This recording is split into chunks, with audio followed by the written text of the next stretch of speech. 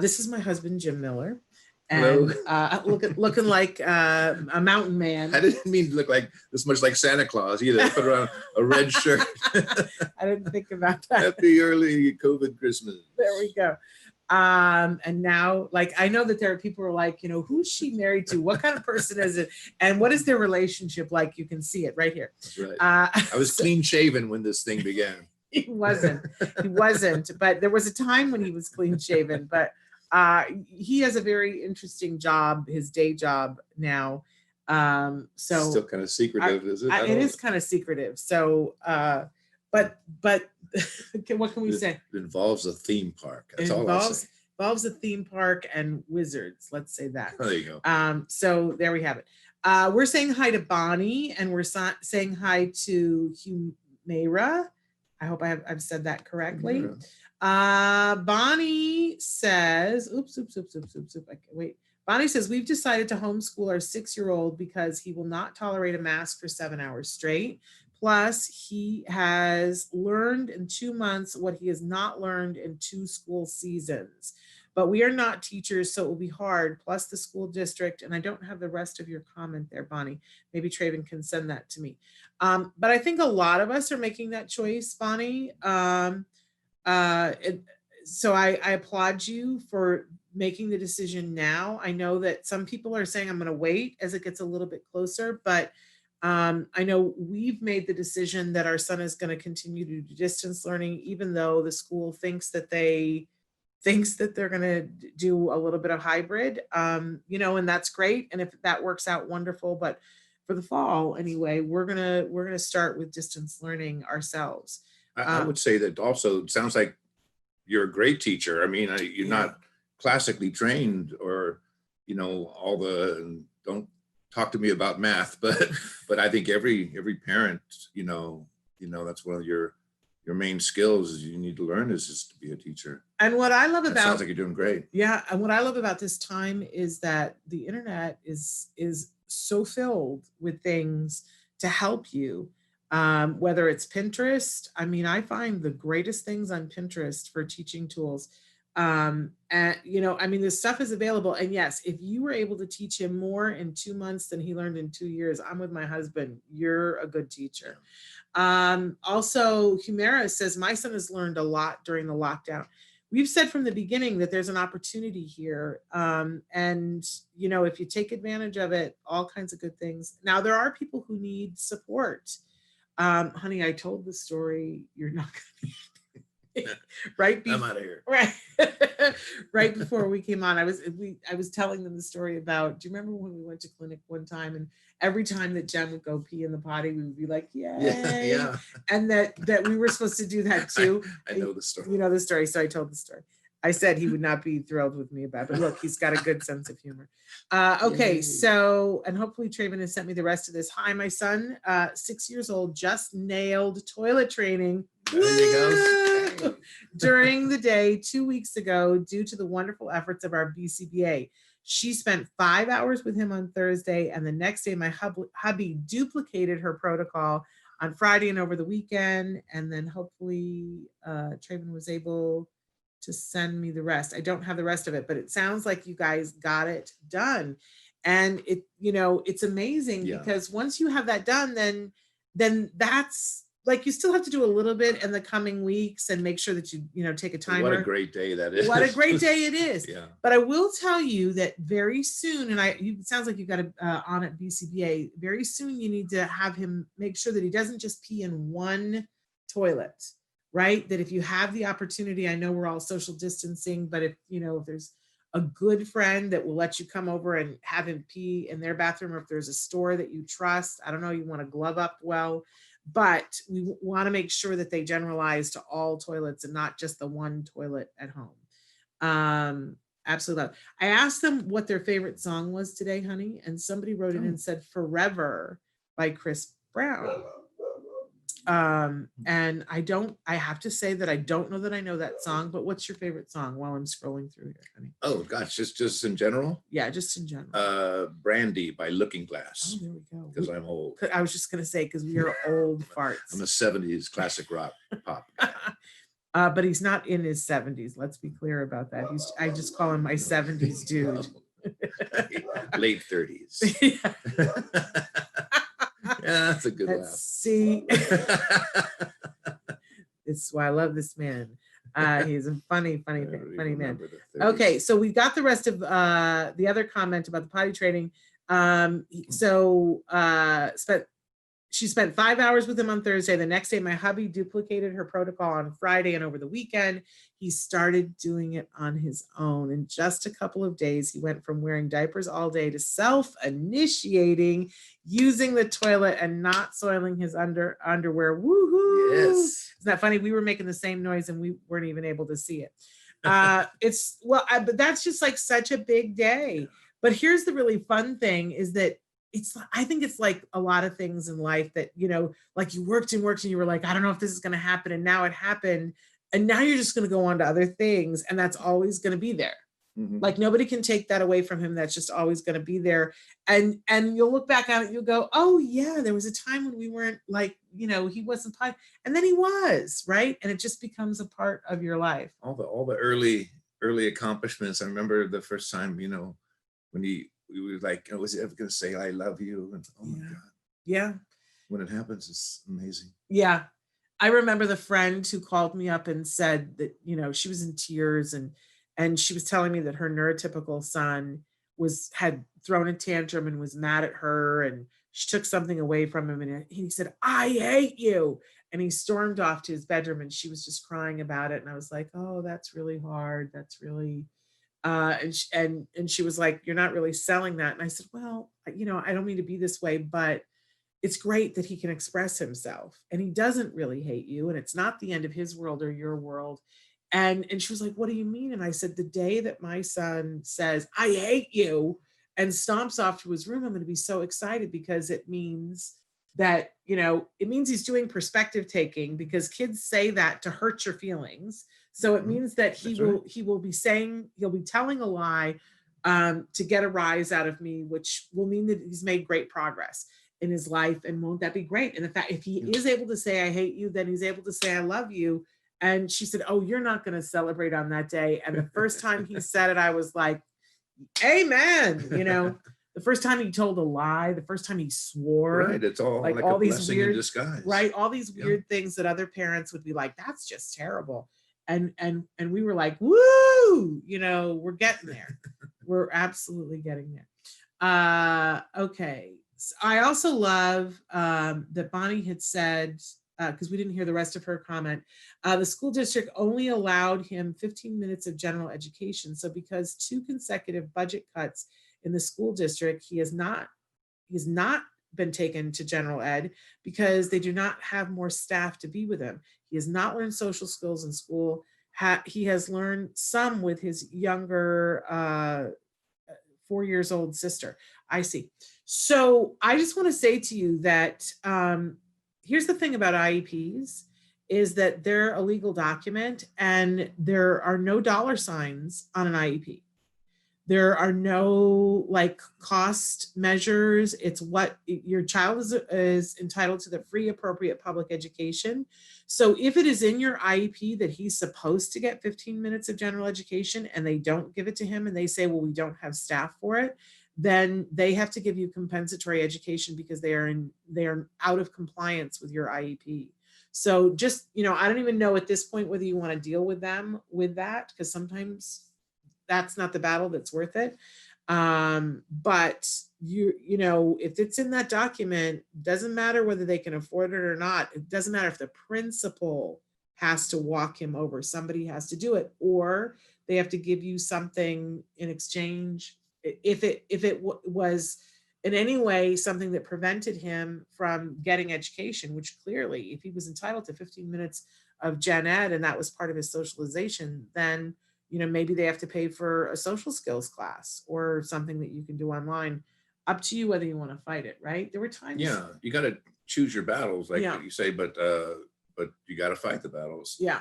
Yeah, you just don't let it go by, right? There were a lot of times where we were faced with moments where it was like something would happen that wasn't right. It seemed like that happened so often. that we were constantly in this fight mode with, not just the school district, but, the state and all these other things that were going on. And we really, at a certain point, there were things that we said, okay, we're just not going to fight that. Some of them I'm glad that we didn't fight. A couple of times it came back to bite us on the hiney, and we were like, we should have done something then. In one case, there was one person who, I have to be very careful what I say, but there was a person who worked on our case in the school district who we caught them lying. I'm just going to say that. It's the truth, and it's a matter of public record. So if they come after me, then there's absolutely nothing they can do. We caught somebody lying, falsifying a document, and I had an opportunity in that moment to do something about it, and even had someone who was authorized to do something about it, who was like, what do you want to do about this? And I said, I really just don't want to waste time on this. I want to do what's best for our child. I would like for the school district to deal with it, and, make sure that this person is, whatever you do, like censure or not, I don't know. I don't want to care. I don't want for, she's down there licking my foot. Yeah. So I'm just, we have a dog who now he's moved over, is licking my calf. So I let it go. I said, she knows what she did. We all know what she did. I don't want to deal with this. And then it was like, I don't know, 2 years later that a parent called me and was having a problem in an IEP. And I was like, so who are the players? And it was that person. And I was like, I should have, I should have said something, done something, made sure of, so that somebody else didn't have to deal with this. And I felt really, really bad about that. But you do what you have to when you have to, right? Let's take a look at what other people here are saying. Somebody said, yeah, I love when my son tries to be sneaky and hide his phone from me. Right? Because even though it's maddening, but it's a good sign, because all the perspective taking for him to know that you're going to be upset about the phone. Oh, it's higher level, great stuff. I just think to myself, when they say the child's name, you're doing stuff your typical peers do, and that is okay with me. Still got a hand over the phone, but I love it. Oh, I absolutely love that too. So I was talking before about some of the things that we went through. And the topic this week is about running your own race and not comparing. I think you're better at that than I am.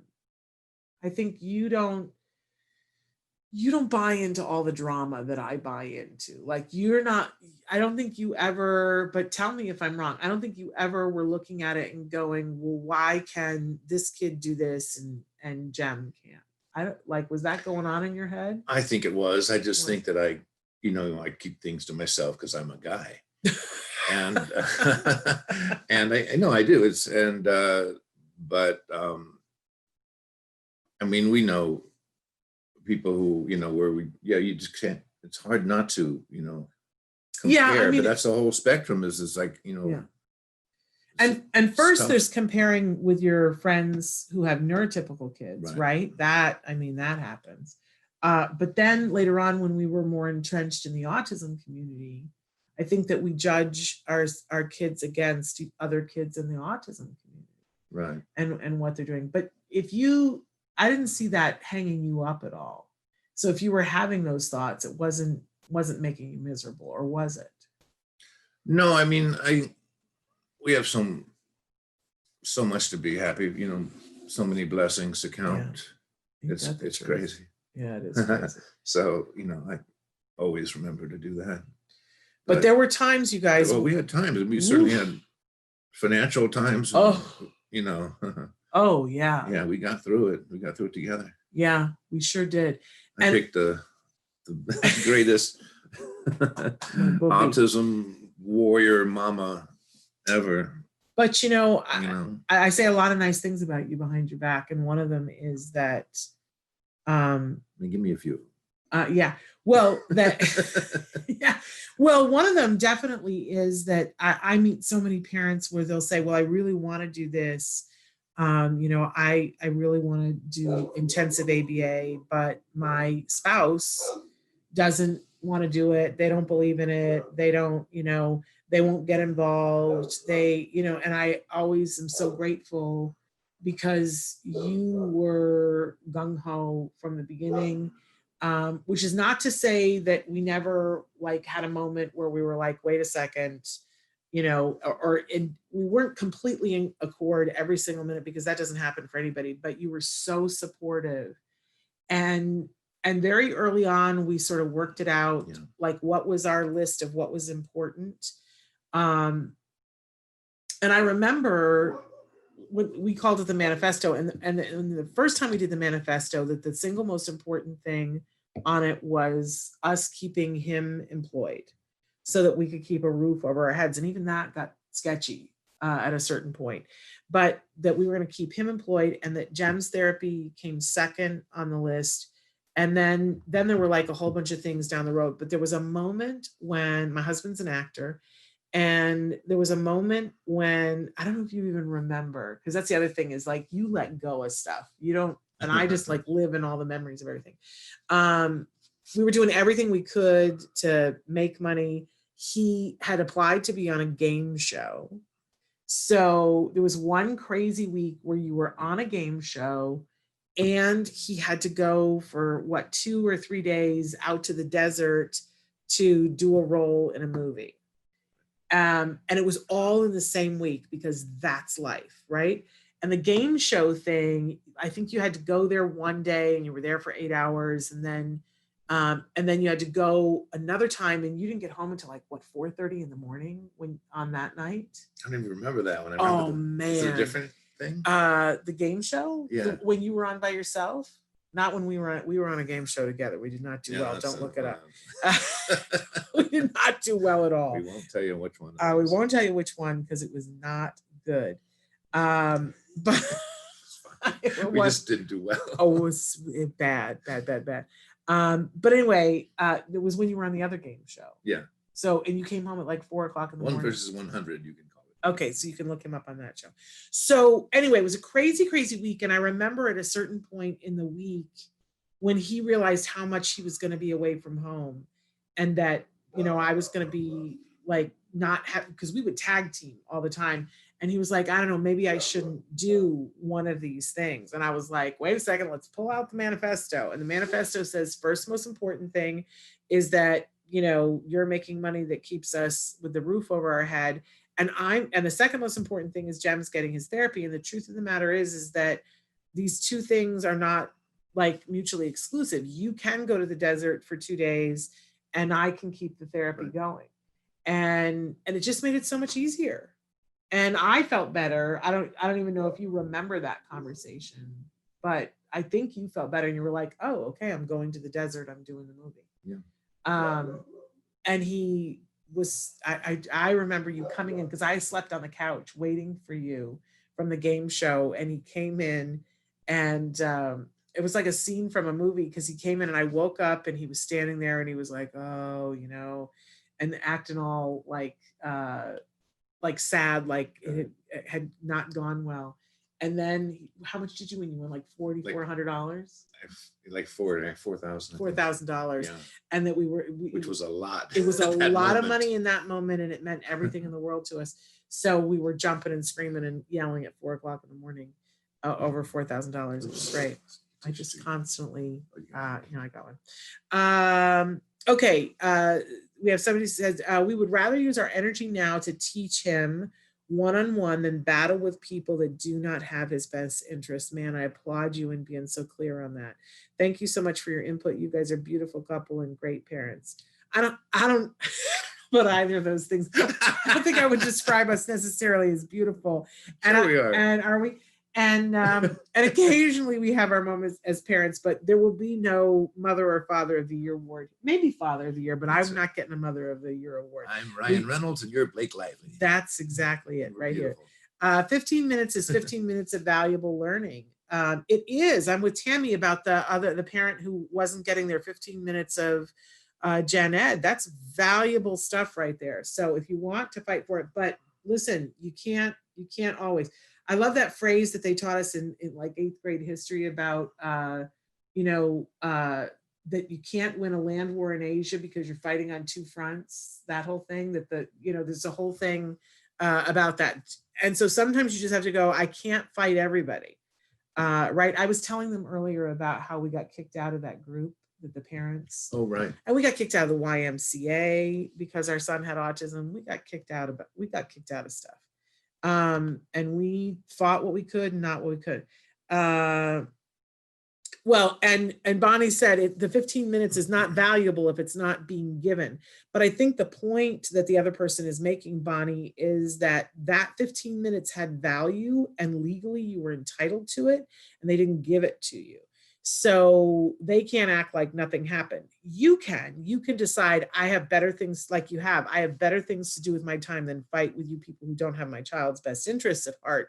That is totally your decision. But the truth of the matter is that there is a value to those minutes, a monetary value, but you can't always fight. No land war in Asia. It's already 11 o'clock. I can't believe we're out of time.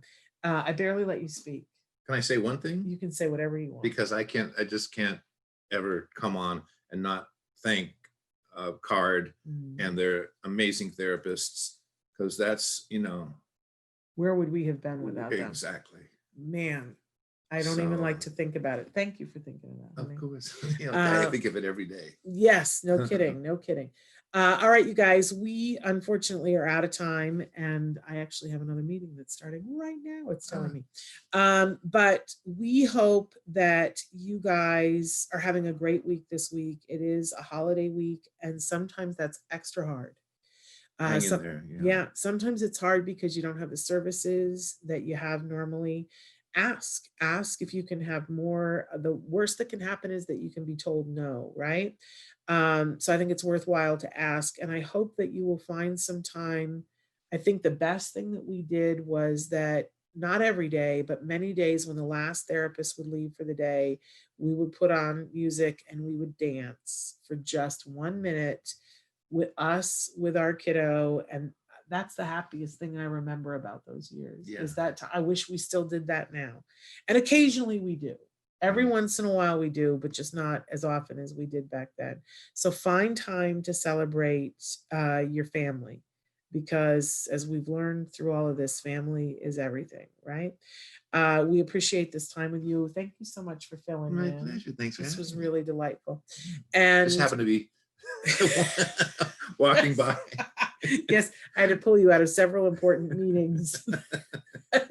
I actually, that's a little bit true. But anyway, thank you guys for being here. And please, if you can, donate to Joanne's charities, autismworksnow.org. We're back tomorrow with a wonderful author of children's books.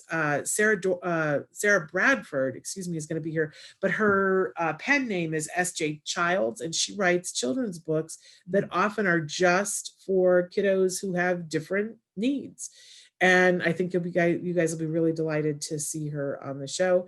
And we'll be back then. Until then, give your kiddos a hug from me and one for you too. Yep. Bye-bye for now. Bye-bye.